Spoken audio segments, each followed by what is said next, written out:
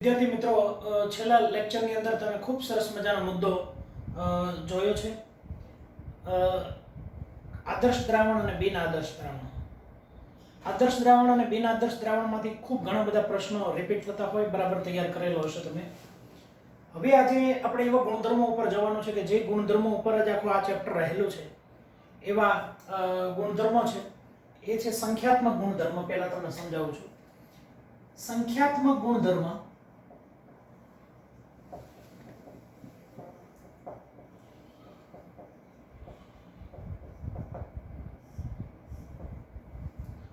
સંખ્યાત્મક ગુણધર્મો આપણે આમની અંદર ચાર ભણવાના છે. ઉત્કલન બિંદુમાં ઉન્નયન, ઠાર બિંદુમાં અવનયન, અભિસરણ દબાણ અને બાષ્પ દબાણમાં અથવા તો સાપેક્ષ ઘટાડો. પહેલી વાત તો સંખ્યાત્મક ગુણધર્મ એટલે શું? બહુ બરાબર સમજી વિચારીને તૈયાર કરજો. ફોર એક્ઝામ્પલ કહું તમને કે દાખલા તરીકે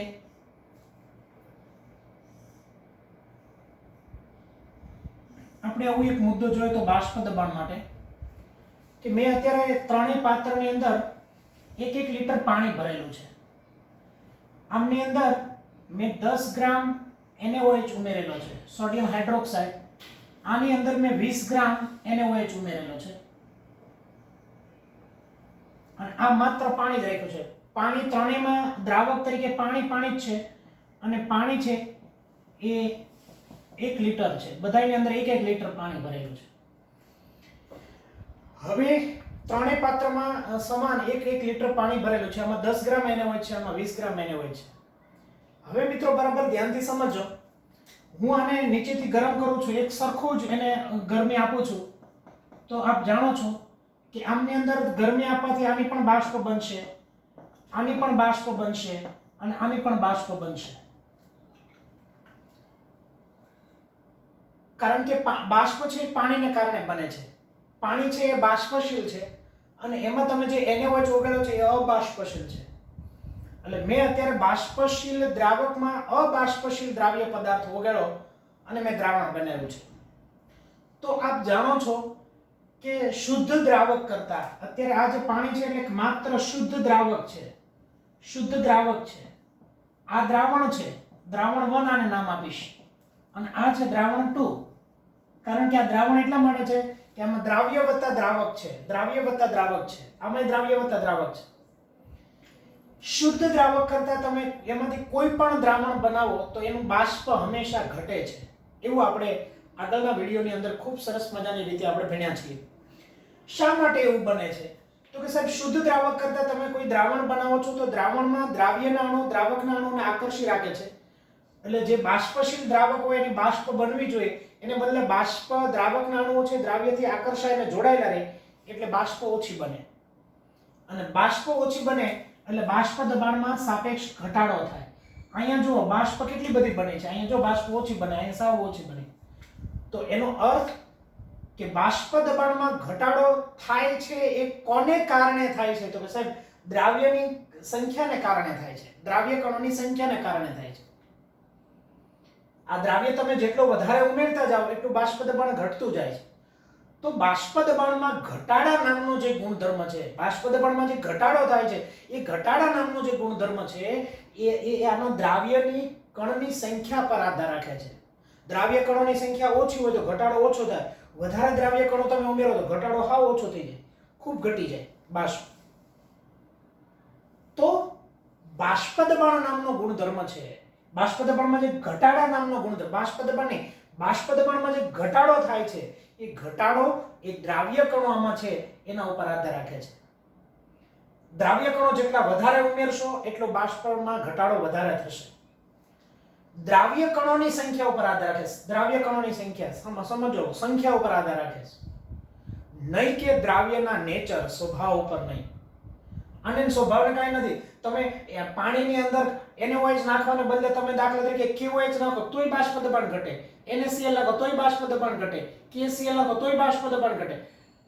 પદાર્થ ગમે તમે ઉમેરો, દ્રાવ્ય પદાર્થ ગમે તમે ઉમેરો, બાષ્પ દબાણ ઘટે ઘટે ને ઘટે. એટલે એને નેચર આરે, એના સ્વભાવ આરે કઈ લેવા દેવા નથી. શેના સાથે લેવા દેવા છે? તો કે એની સંખ્યા ઉપર આધાર રાખે છે. તો જે ગુણધર્મોના મૂલ્યો જે ગુણધર્મોના મૂલ્યો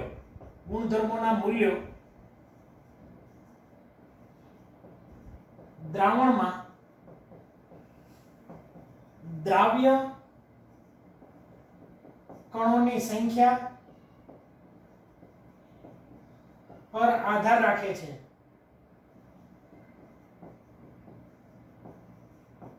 પરંતુ દ્રાવ્ય કણોની સંખ્યા પર આધાર રાખે છે, પરંતુ તેના અથવા તો દ્રાવ્યના સ્વભાવ પર આધાર રાખતા નથી.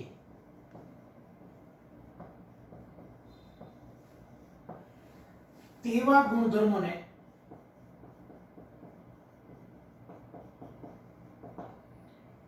સંખ્યાત્મક ગુણધર્મ કહેવામાં આવે છે. આને સંખ્યાત્મક ગુણ કહેવામાં આવે છે. હવે હું તમને એક સરસ મજાનું એક્ઝામ્પલ આપું છું આમાં કે મેં અત્યારે એક શુદ્ધ દ્રાવક લીધું છે. આમની અંદર મેં 60 ગ્રામ યુરિયા નાખ્યો છે અને આ દ્રાવણ 2 માં આ NaOH તમે ભૂલી જાઓ. હવે અત્યારે NaOH અત્યારે તમે ભૂલી જાઓ. આમની અંદર મેં 180 ગ્રામ ગ્લુકોઝ નાખ્યો છે.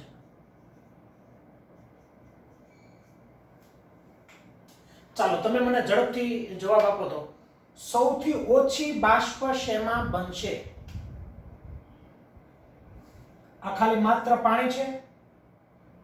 આમાં 60 ગ્રામ મેં યુરિયા નાખ્યો, આમાં મેં 180 ગ્રામ ગ્લુકોઝ નાખ્યો.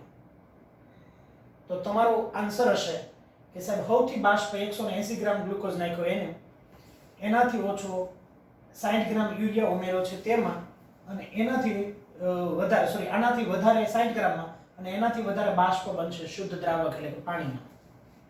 પણ મિત્રો તમારો આન્સર ખોટો છે. હવે હું તમને સમજાવું છું, ટોપિક ઉપર બરાબર ધ્યાનથી તમે ફોકસ કરજો.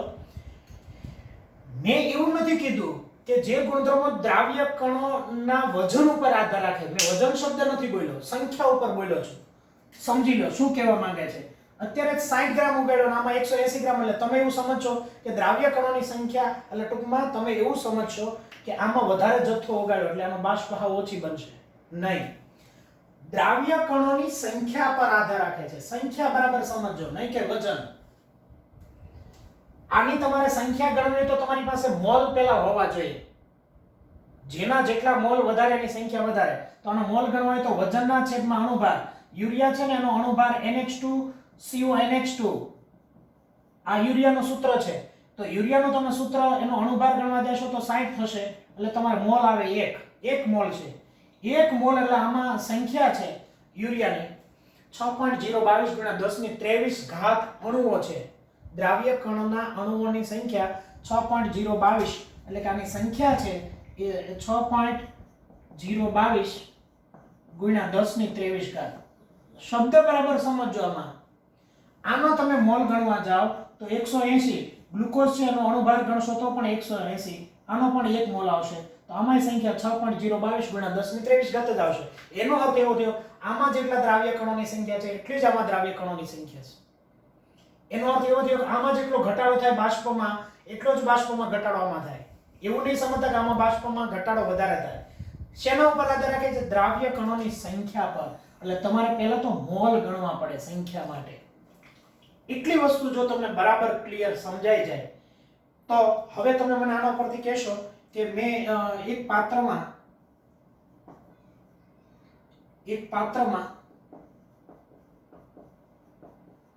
60 ગ્રામ યુરિયા, 180 ગ્રામ ગ્લુકોઝ અને 342 ગ્રામ ખાંડ. ખાંડનું સૂત્ર તમને ખબર છે C12H22O11, આનું C6H12O6 અને આનું સૂત્ર છે NH2CONH2.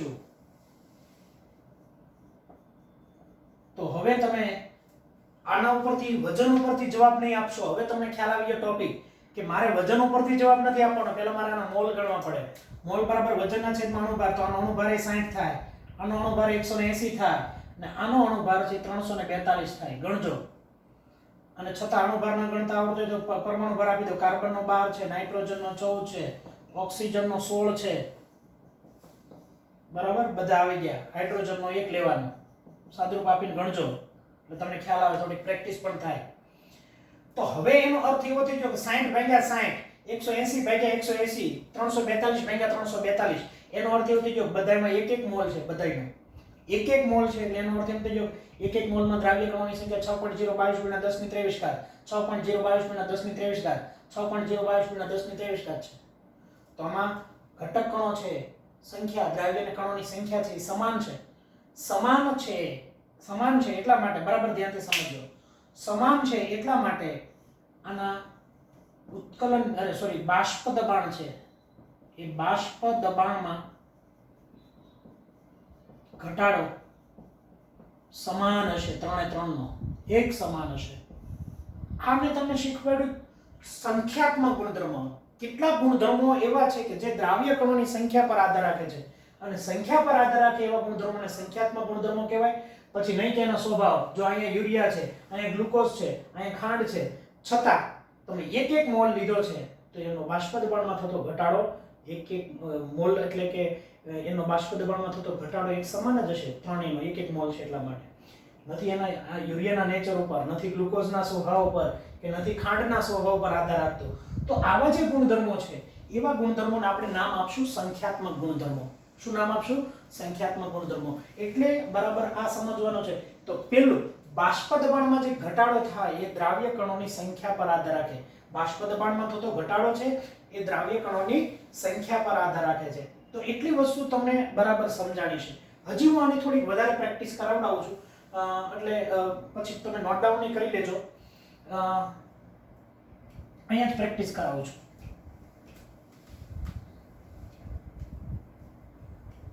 ચાલો,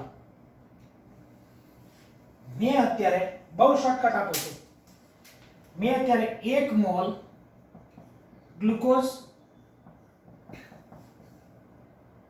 1/2 મોલ NaCl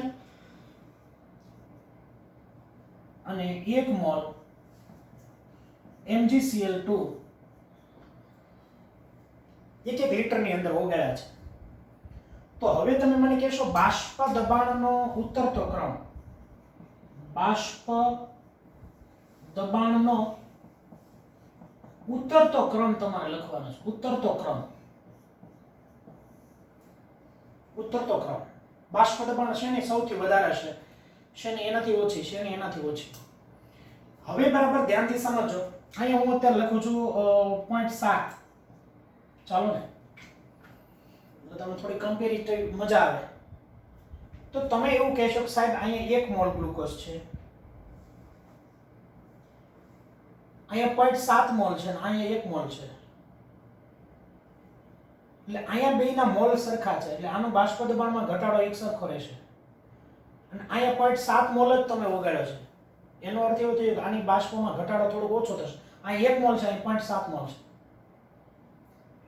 પરંતુ મિત્રો હજી આમાં ગોટાળા નથી કરવાના. આ મોલ તમે જુઓ છો ને એ વાત બરાબર છે. મેં તમને કીધું છે કે જેના મોલ વધારે એની બાષ્પ ઓછી બને. તો આના મોલ બેયના વધારે છે એટલે આની બાષ્પ ઓછી બનશે, આની બાષ્પ થોડીક વધારે બનશે. તમે રાઈટ છો. પરંતુ હવે તમારે સંખ્યાત્મક ગુણધર્મ જોવાનો હોય એટલે ગ્લુકોઝ છે ને એનું આયનીકરણ ન થાય. ગ્લુકોઝના અણુ એટલા જ રહે. એટલે આના જે સંખ્યા હોય ને એ 1 × 1 એટલે 1 મોલ જ રહે. અહીંયા NaCl છે ને એમાંથી 2 આયનો છૂટા પડે, Na+ અને Cl-. આયનિક સંયોજનો છે. તો આના 0.7 × 2 મોલ એટલે 1.4 મોલ થયા. જો આ લોજિક સમજો, આને આધારિત બહુ જાજા પ્રશ્નો રિપીટ થયેલા છે. એટલે 7 × 2 = 1.4 મોલ. આના મોલ છે ને તો 1 × આમાં ટોટલ આયનો 1 Mg+2 અને 2 Cl-. ટોટલ 3 એટલે આના 3 મોલ થયા. હવે મને કયો આ વસ્તુ, હવે મને કયો આના કેટલા મોલ છે? તો કે સાહેબ 3. આના કેટલા મોલ છે? તો કે 1.4. આના કેટલા મોલ છે? તો કે 1. કોના મોલ વધારે છે? તો કે આના. તો આની બાષ્પ દબાણ હાવ ઓછું છે. તો બાષ્પ દબાણનો ઉતરતો ક્રમ સૌથી વધારે કોનો બાષ્પ બનશે? ચાલો કયો. તો કે સાહેબ સૌથી વધારે ગ્લુકોઝની બનશે. ગ્લુકોઝની બાષ્પ વધારે બનશે. એનાથી ઓછી? તો કે સાહેબ એનાથી ઓછી બનશે બાષ્પ NaCl ની. અને એનાથી ઓછી બાષ્પ કોની બનશે? તો કે એનાથી ઓછી બનશે MgCl2 ની. તમારો જવાબ શું હતો? તો કે સાહેબ અમને તો આવો જવાબ આપ્યો હતો કે આ 1 મોલ છે, આ 1 મોલ છે, બેની સરખી હશે અને આની સૌથી વધારે હશે. પરંતુ મિત્રો જો આ ક્રમ આખો બદલાઈ ગયો. દ્રાવ્ય કણોની સંખ્યા એટલે આ સંખ્યા જોજો તમે બરાબર, ઉતાવળ નહીં કરતા. સંખ્યા વજન નહીં જોતા, વજન ઉપરથી મોલ મેળવજો. મોલ મળી ગયા પછી જે તમે સંયોજન લ્યો છો એનું સુયોજન કે વિયોજન, આયનો છૂટા આયનીકરણ થાય છે કે નહીં, આયનો છૂટા પડે છે કે નહીં, એ પણ તમારે જોવાનું છે. આ બધી વસ્તુનો હજી હું ડીપમાં પ્રેક્ટિસ, જેટલા આ સંખ્યાત્મક ગુણધર્મો મારે 4 ભણાવવાના છે, ભણ્યા પછી પણ હજી આના પ્રશ્નો જેટલા પૂછાણા છે કોમ્પિટિટિવ એક્ઝામની અંદર, એ બધા હું તમને પાછું રિપીટ કરાવીશ. પણ આ કન્સેપ્ટ છે એ તમે બરાબર તમારે સમજીને બરાબર તૈયાર કરવાનો છે. તો કેટલાક એવા સંખ્યાત્મક ગુણધર્મો છે કે જે દ્રાવ્ય કણોની સંખ્યા પર આધાર રાખે છે. તો એટલી વસ્તુ તમે થોડીક નોટ ડાઉન કરી હશે. હવે હું તમને સમજાવું છું આગળનો મુદ્દો આમાંના સાથે સાથે કયા કયા સંખ્યાત્મક ગુણધર્મો છે. તો બરાબર ધ્યાનથી સમજજો.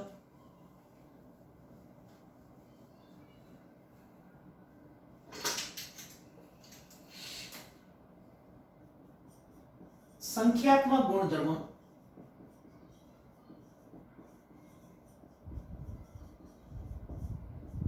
એમાં પહેલું છે ઉત્કલન બિંદુમાં ઉન્નયન. ઉન્નયન એટલે વધારો, સંસ્કૃત શબ્દ છે. ઉન્નયન એટલે વધારો. ઉત્કલન બિંદુમાં વધારો થાય છે એ પણ સંખ્યા ઉપર આધાર રાખે છે. બીજો મુદ્દો શીખવાડું છું. ઠાર બિંદુમાં અવનયન. ઠાર બિંદુમાં અવનયન. અવનયન એટલે ઘટાડો. જેટલી સંખ્યા તમે વધારે ઉમેરો એટલો ઠાર બિંદુ એનું ઘટે. આ બધા ડીપમાં જોવાના છે, એક એક આખા લેક્ચરના આ બધા મુદ્દાઓ છે. પછી છે બાષ્પ દબાણમાં સાપેક્ષ ઘટાડો. બાષ્પ દબાણમાં સાપેક્ષ ઘટાડો. બાષ્પ દબાણમાં થતો સાપેક્ષ ઘટાડો તમે જોયું છે કે બાષ્પ દબાણમાં ઘટાડો છે દ્રાવ્ય કણોની સંખ્યા ઉપર આધાર રાખે છે. અને ચોથી વાત, અભિસરણ દબાણમાં ફેરફાર.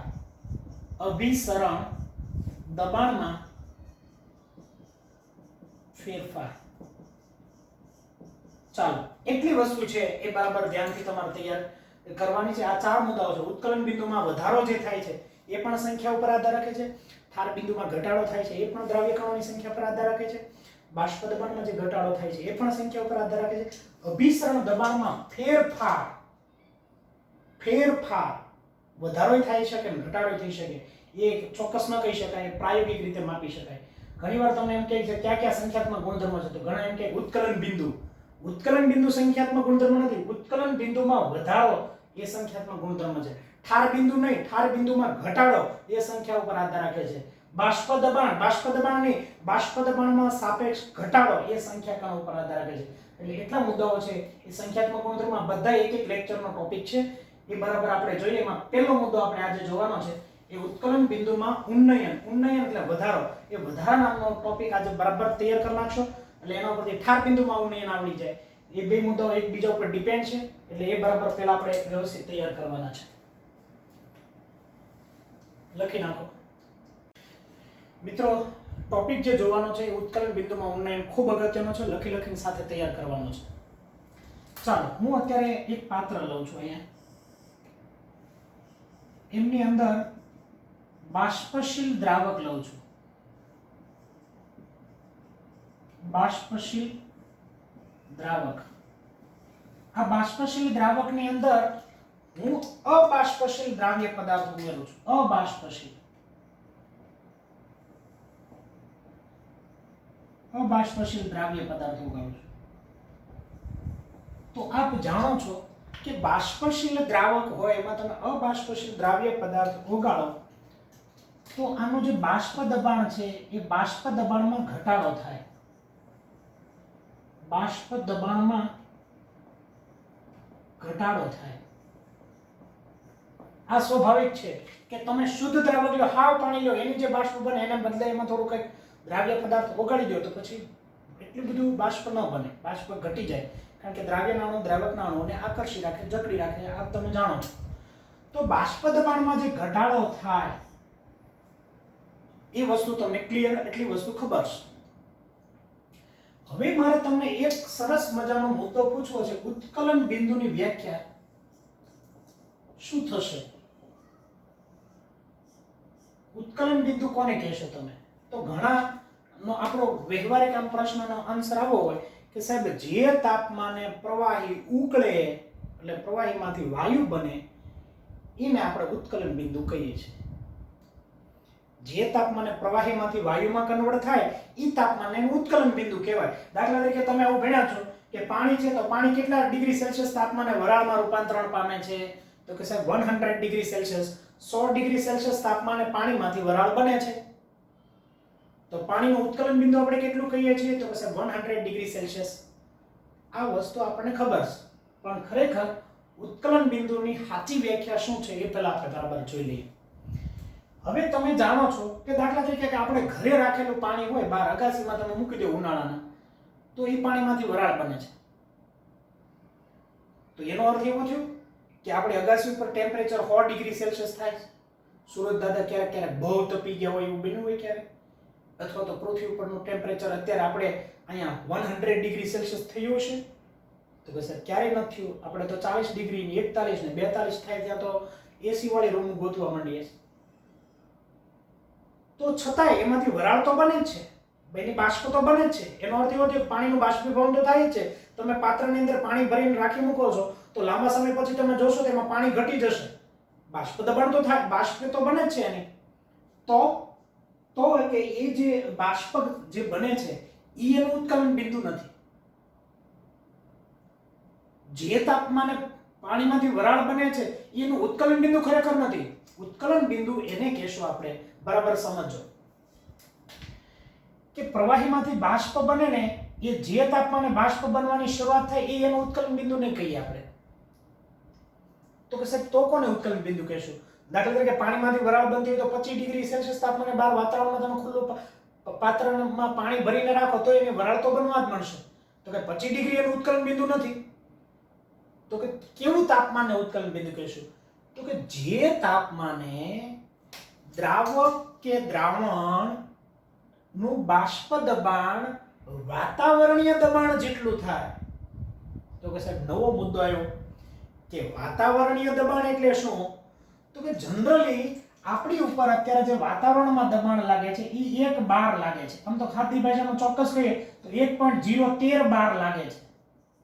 1.013 બાર, 1.013 બાર, બાર બાર કેવું? 1.013 બાર સાચું દબાણ આપણા ઉપર લાગે છે. તો જ્યારે પાણીમાંથી વરાળ બને છે, વરાળ બનતી જાય, વરાળ બનતી જાય, વરાળ બનતી જાય, એનું દબાણ જ્યારે એટલું દબાણ થઈ જાય અને ત્યારનું જે એનું તમારે તાપમાન આપેલું હોય, જે તાપમાન હોય, ઈ તાપમાનને એનું ઉત્કલન બિંદુ કહેવાય. સમજાવું છું, ચાલો પહેલા સમજી લો કે પહેલા પાણીમાંથી આને તમે ગરમ કર્યું એટલે પાણીમાંથી વરાળ બનવા માંડી. વરાળ બની, તમે અહીં મોનોમીટર નામનું સાધન રાખ્યું છે. ચાલો દબાણ આમાં વરાળ બની, તો વરાળ જે બની છે એ તાપમાને એનું ઉત્કલન બિંદુ કહેશું? તો કે નહીં સર, તમે અહીંયા મોનોમીટર નામનું સાધન રાખ્યું છે, અહીંયા પહેલા તમે માપ્યું છે તો 0.5 બાર બન્યું દબાણ. હજી ગરમ કરવાનું ચાલુ રાખ્યું 0.6 બાર થયું, ગરમ કરવાનું શરૂ રાખ્યું 0.8 બાર થયું, ગરમ કરવાનું શરૂ રાખ્યું 0.9 બાર થયું, ગરમ કરવાનું શરૂ રાખ્યું એ 1 બાર પહોંચી ગયું. અને 1 બાર પહોંચે ત્યારે આની અંદર એક થર્મોમીટર રાખવાનું, ત્યારે એનું તાપમાન જોઈ લેવાનું કે આની દ્રાવણનું તાપમાન કેટલું છે. બસ ઈ તાપમાન એનું ઉત્કલન બિંદુ કહેવાનું. ઉત્કલન બિંદુ ગમે જ્યારે વરાળ બનવાનું શરૂ થઈ જાય એ નહીં, પણ જ્યારે વાતાવરણીય દબાણ જેટલું દબાણ એના ઉપર લાગવાનું શરૂ થઈ જાય એવી રીતે એનું ઉત્કલન બિંદુ માપવામાં આવે છે. કોઈ પણ દ્રાવક હોય ને આવી રીતે લેવામાં આવે અને એનું દબાણ ગરમ કરવામાં આવે, ગરમ કરતા જાય, દબાણ જ્યારે 1 બાર થાય ત્યારે થર્મોમીટરમાં જોઈ લે કેટલું તાપમાન થયું, તો કે 100 ડિગ્રી સેલ્સિયસ થયું. બસ એ એનું ઉત્કલન બિંદુ. આવી રીતે ઉત્કલન બિંદુ મપાય. એટલે ઉત્કલન બિંદુની વ્યાખ્યા હું અહીંયા લખું છું, બરાબર તમારે તૈયાર કરવાનું છે કે જે તાપમાને પ્રવાહી, દ્રાવક અથવા તો દ્રાવણ નું બાષ્પ દબાણ વાતાવરણીય દબાણ જેટલું થાય,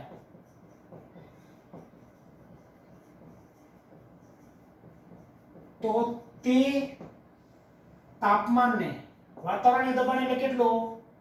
વાતાવરણીય દબાણ એટલે 1.013 તો તે તાપમાનને એનું શું કહેવામાં આવે છે? ઉત્કલન બિંદુ. ચાલો એટલી વસ્તુ તમને સમજાઈ ગઈ. ઉત્કલન બિંદુ એટલે તમે ગરમ કરતા જાઓ, જ્યારે 1 બાર દબાણ થઈ જાય ત્યારે એનું જે દબાણ 1 બાર થાય ત્યારે જે તાપમાન હોય એનું ઉત્કલન બિંદુ થઈ ગયું. ચાલો એટલું તમને ક્લિયર થઈ ગયું. હવે તમને એક નાનો એવો પ્રશ્ન પૂછું છું. ધારો કે પાણીનું ઉત્કલન બિંદુ, પાણીનું દબાણ 1 બાર થાય ત્યારે એનું તાપમાન માપ્યું છે તો 100 ડિગ્રી સેલ્સિયસ એટલે કે 273 વત્તા 100 ડિગ્રી સેલ્સિયસ, 100 ડિગ્રી વત્તા 273 એટલે કેલ્વિનમાં ફેરવવા માટે 373. આમ તો ખરેખર એક્ઝેક્ટ 373.15 કેલ્વિન થાય. 273.15 ઉમેરવામાં આવે. કોઈ પણ ડિગ્રી સેલ્સિયસને તમારે કેલ્વિનમાં ફેરવવા હોય તો 273.15 તમે ઉમેરો છો, એ તમને ખબર છે કેલ્વિનમાં ફરી ગયું. તો પાણી છે, પાણીનું 100 ડિગ્રી સેલ્સિયસ તાપમાન અહીંયા થઈ જાય અંદર, ત્યારે એની ઉપર જે દબાણ લાગે પાત્રની દિવાલ ઉપર એ 1 બાર થઈ જાય. 1.013 બાર થાય. ચાલો એક્ઝેક્ટ મૂલ્ય હું બોલું છું અત્યારે. હવે મને કહો કે હવે હું આની અંદર ખાંડ નાખું તો ખાંડ નાખું છું ત્યારે ખાંડ નાખ્યા પછી હું એને 100 ડિગ્રી સેલ્સિયસ તાપમાને હું ગરમ કરીશ તો સાંભળજો 1.013 બાર દબાણ થશે કે નહીં થાય? તો કે સાહેબ નહીં થાય. તમે કોઈ દ્રાવ્ય પદાર્થ નાખી દો પછી દબાણ ઓછું બને સાહેબ, તો એટલું નહીં થાય. તો કે તમારે અહીંયા સુધી પહોંચવું હોય તો શું કરવું પડે? તો કે તમારે આમાં પાછું હજી વધારે સાહેબ થોડુંક તાપમાન વધારવું પડે, ટી વધારવું પડે. બસ આ ટી જે તમે વધારો છો ઈ થયું એનું ઉત્કલન બિંદુમાં ઉન્નયન. ઉન્નયન એટલે વધારો. શુદ્ધ દ્રાવક હતું એનું જે ઉત્કલન બિંદુ હતું એમાં તમે દ્રાવ્ય પદાર્થ નાખો છો એટલે દ્રાવણ બન્યું. દ્રાવણ બને ત્યારે એની વરાળ છે એ ઘટી જાય, બાષ્પ ઘટી જાય. તો એ બાષ્પને તમારે 1 બાર સુધી લઈ જવું હોય તો પાછું હજી વધારે તાપમાન આપવું પડે. ઈ જે તાપમાનનો વધારો ઈ જેનો ઉત્કલન બિંદુમાં ઉન્નયન, ઈ જેનો ઉત્કલન બિંદુમાં વધારો. તો ઉત્કલન બિંદુમાં ઉન્નયન, ઉન્નયન એટલે વધારો. એ જોઈએ આપણે ગ્રાફ દ્વારા સમજીએ એટલે તમને થોડો વધારે આઈડિયા આવે. ચાલો હું અહીંયા લઉં છું બાષ્પ દબાણ, અહીંયા લઉં છું તાપમાન, તાપમાન લઉં છું હું કેલ્વિનમાં, તાપમાન હું લઉં છું કેલ્વિનમાં. હવે મને એમ કહો કે મેં અત્યારે પેલા શુદ્ધ દ્રાવક એટલે પાણીનું બાષ્પ લીધી મેં. ચાલો તો પાણીનું બાષ્પ દબાણ તમને ખબર છે કે આપ જાણો છો કે તાપમાન જેમ વધતું જાય એમ બાષ્પ દબાણ વધતી જાય. અહીં તાપમાન પહેલા ઓછું હતું પછી તાપમાન આમ વધતું ગયું એમ બાષ્પ એની વધતી ગઈ પાણીની. ચાલો એ વસ્તુ તમને ખબર છે. આ મેં લીધું છે શુદ્ધ દ્રાવક, શુદ્ધ દ્રાવક. હવે હું લઉં છું દ્રાવણ. દ્રાવણ એટલે ખાંડ નાખેલું, મીઠું નાખેલું, આપણી પાસે જે વ્યવસ્થા હોય ઉમેરું છું આની અંદર. તો તમે મને કહેશો શુદ્ધ દ્રાવક કરતા જે દ્રાવણ બને એની બાષ્પ કેવી બને? તો ઓછી. એટલે આ શુદ્ધ દ્રાવક કરતા દ્રાવણનો ગ્રાફ તો હંમેશા નીચો આવે. એટલે અમે દ્રાવણનો ગ્રાફ દોર્યો અહીંયા. આમાં કોઈ તકલીફ? તો કે નહીં સર. ફરીવાર કહેશો તમે મને આ શુદ્ધ દ્રાવકનું દબાણ શા માટે વધારે હોય? તો કે સાહેબ પાણી હોય તો એનું બાષ્પ વધારે બને, પણ એમાં તમે કોઈ દ્રાવ્ય પદાર્થ નાખો તો દ્રાવણની બાષ્પ ઓછી બને. એટલે મેં ગ્રાફ નીચે લખ્યો છે. ચાલો આ બે ગ્રાફ તમને આમ સમજાઈ ગયા. હવે હું આ ગ્રાફની અંદર થોડો ફેરફાર કરું છું. શું ફેરફાર કરું છું? બરાબર ધ્યાનથી સમજો. તમારે ક્યાં દબાણે છે એ ક્યાં દબાણે તમારે લઈ જવું છે? તો કે સાહેબ આપણે એક વાતાવરણ દબાણે તો લઈ જ જવું પડશે. એક વાતાવરણ, ધારો કે અહીં એક વાતાવરણ દબાણ છે, એક વાતાવરણ અથવા તો 1 બાર દબાણ છે, 1 બાર દબાણ આપણે લઈ જવું છે. તો 1 બાર દબાણ અહીંયા આનું ક્યારે થયું? તો કે આ તાપમાને.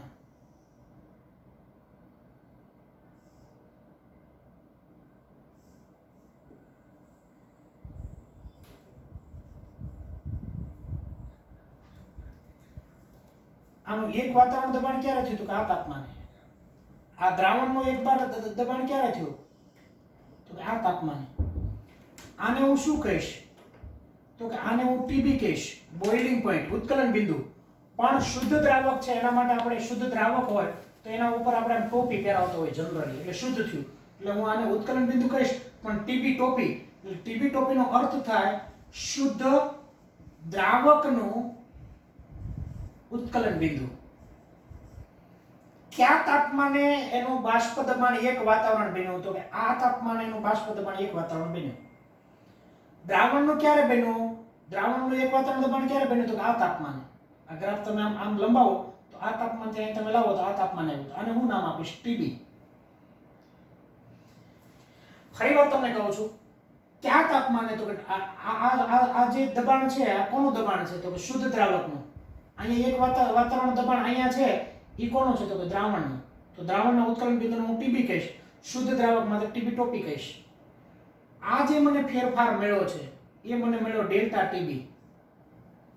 ડેલ્ટા ટીબી એટલે ઉત્કલન બિંદુમાં ઉન્નયન. ઉન્નયન એટલે મિત્રો વધારો. જો આ તાપમાને એનું બાષ્પ દબાણ 1 બાર થતું હતું શુદ્ધ દ્રાવકનું, પછી તમે તાપમાન એટલું વધાર્યું, એટલો ફેરફાર કર્યો, ત્યારે એનું દબાણ 1 બાર થયું. એટલે કે એટલો વધારો થયો. એટલું તાપમાન તમે વધાર્યું ત્યારે એનું દબાણ 1 બાર થયું, એટલે એટલો તાપમાનમાં વધારો થયો. તો આ બેનો તફાવત લો એટલે મને જે વધારો હોય એ મળી જાય. તો બીજી ભાષામાં મારે કેવું હોય તો આમ લખી શકાય કે delta TB TB minus TB ટોપી.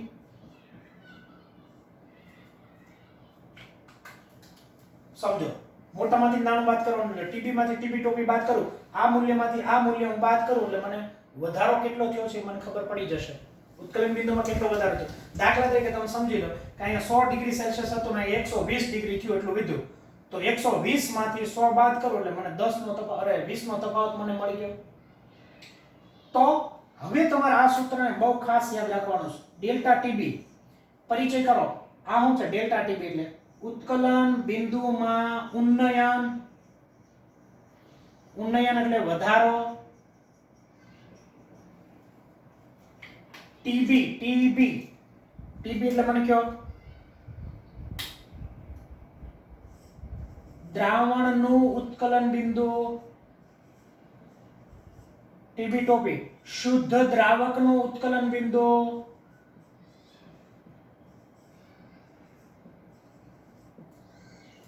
ઓકે, હવે બરાબર ધ્યાનથી સમજો, એટલી વસ્તુ તમને સમજાઈ ગઈ છે.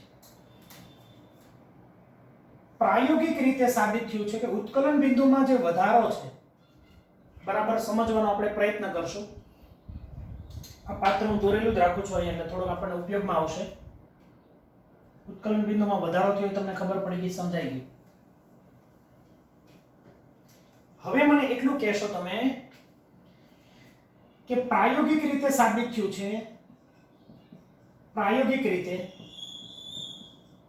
કે ઉત્કલન બિંદુમાં જે વધારો થાય છે એ એની મોલર સાંદ્રતાના સમપ્રમાણમાં હોય છે.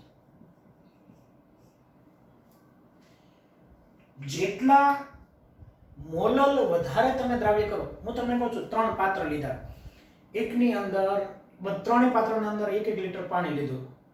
1 લીટર પાણી, 1 લીટર પાણીમાં 1 મોલ પદાર્થ ઓગાળ્યો, 1 લીટર પાણીમાં 2 મોલ પદાર્થ ઓગાળ્યા. તો એનો અર્થ એમ થાય કે 2 મોલ ઓગાળ્યામાં સંખ્યા વધારે છે એટલે વધારે તમારે ગરમી આપવી પડશે 1 બાર દબાણે લઈ જવા માટે.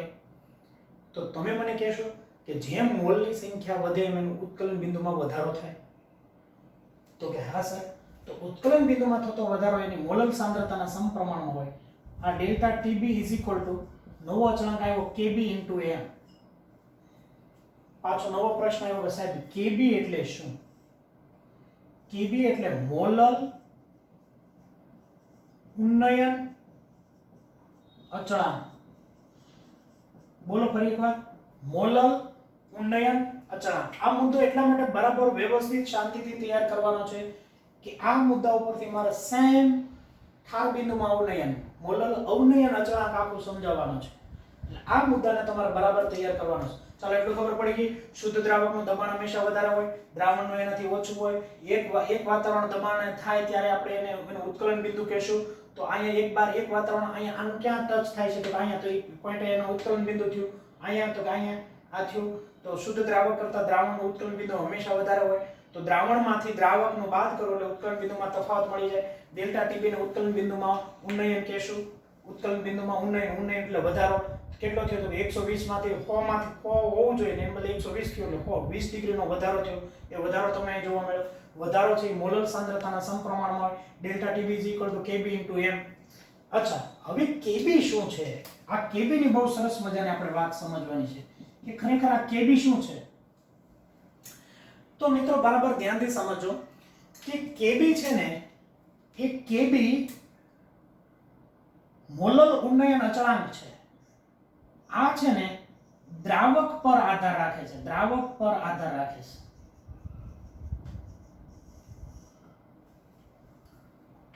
જો તમે સમજી લો,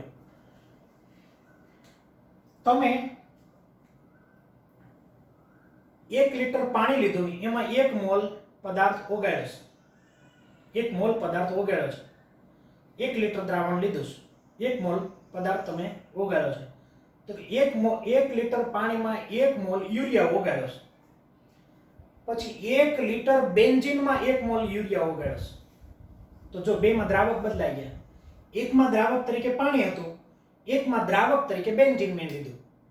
તો તમે દ્રાવક બદલો ને તો એનો અચળાંક આ kb છે બદલાય છે. kb છે ને દ્રાવક પર આધાર રાખે છે, નહીં કે દ્રાવ્ય પર. ખરેખર kb એટલે શું? તો મારા kb ની વ્યાખ્યા લખવી હોય, મારા kb ની વ્યાખ્યા સિમ્પલ લખવી હોય તો હું એટલું કહી શકું કે m બરાબર હું 1 લઈ લઉં એટલે મને kb ની વ્યાખ્યા મળી જાય. તો કે શું થાય? તો કે ડેલ્ટા tb બરાબર kb થાય. હું અહીં m 1 લઈ લઉં એટલે kb ડેલ્ટા tb થઈ જાય. એનો અર્થ એવો થઈ ગયો કે 1 મોલલ હું કોઈ પણ દ્રાવણ લઉં છું, એનો જે ઉત્કલન બિંદુનો વધારો થાય એને હું kb કહીશ. તો કે સાહેબ ન સમજાણો તમે શું કહો છો એ. kb એટલે શું? બરાબર ધ્યાનથી સમજો. મેં 3 પાત્ર લીધા. આ આપણે ડબલા લીધે જ રાખવાના છે. મેં બીજા 3 ડબલા લીધા. ઓકે, ડબલાની અંદર 1 મોલ યુરિયા મેં ઓગાળ્યો છે, 60 ગ્રામ યુરિયા, 180 ગ્રામ ગ્લુકોઝ અને 342 ગ્રામ ખાંડ બધાનું લીધું છે. તો હવે મને એમ કહેશો કે બધાની અંદર 60 ગ્રામ યુરિયા એટલે 1 મોલ ઓગાળ્યો છે, 180 ગ્રામ ગ્લુકોઝ એટલે મેં 1 મોલ ઓગાળ્યો છે, 342 ગ્રામ ખાંડ એટલે મેં 1 મોલ પદાર્થ ઓગાળ્યો છે, ત્રણેયમાં 1 મોલ. તો એનો ઉત્કલન બિંદુમાં થતો વધારો એક સમાન જ આવશે કારણ કે સંખ્યા સમાન છે. 1 મોલનું દ્રાવણ તમે બનાવો છો તો એનો ઉત્કલન બિંદુમાં થતો વધારો એક સમાન હોય છે. હવે એની જ વસ્તુ બેન્ઝીનમાં ઓગાળો તો ઉત્કલન બિંદુમાં થતો વધારો બેન્ઝીનો માટે સમાન હશે, પરંતુ યાદ રાખજો બરાબર કે પાણી અને બેન્ઝીનમાં બેમાં ડિફરન્ટ આવશે પાછું. તો 1 મોલલ અથવા તો 1 કિલોગ્રામ અથવા તો ગ્રામ અણુભાર જેટલો દ્રાવ્ય પદાર્થ ઓગાળી અને 1 કિલોગ્રામ દ્રાવકની અંદર ઓગાળો એટલે 1 મોલલ દ્રાવણ બન્યું. તો 1 મોલલ દ્રાવણના ઉત્કલન બિંદુમાં થતા વધારાને એનો મોલલ ઉન્નયન અચળાંક kb કહેવામાં આવે છે. એની હું તમને જરાક વ્યાખ્યા કોઈ સારી જગ્યાએ લખી દઉં છું અહીંયા.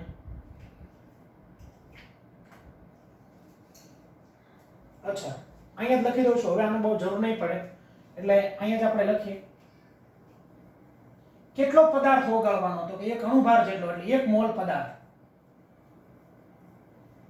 1 મોલ દ્રાવ્ય પદાર્થને 1 મોલ દ્રાવ્ય પદાર્થને